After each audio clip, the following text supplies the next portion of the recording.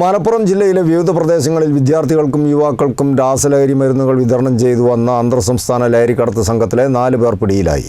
അരീക്കോട് കൈപ്പക്കുളത്തെ സ്വകാര്യ ലോഡ്ജിൽ വെച്ചാണ് 14 ഗ്രാമിലധികം MDMAയുമായി ഒരു യുവതി അടങ്ങുന്ന സംഘം പിടിയിലായത്. മഞ്ചേരി, അരീക്കോട്, കാവനൂർ, പൂക്കളത്തൂർ, തൃപ്പനച്ചി തുടങ്ങിയ മേഖലകളിൽ വിദ്യാർത്ഥികൾക്കും യുവാക്കൾക്കുമിടയിൽ രാസലഹരി മരുന്നുകൾ വിതരണം ചെയ്തു വന്ന അന്തർ സംസ്ഥാന ലഹരിക്കടത്ത് സംഘത്തിലെ 4 പേരാണ് പിടിയിലായത്. 14 ഗ്രാമിലധികം MDMAയുമായി അരീക്കോട് കൈപ്പക്കുളത്തെ സ്വകാര്യ ലോഡ്ജിൽ വെച്ചാണ് സംഘം പിടിയിലായത്.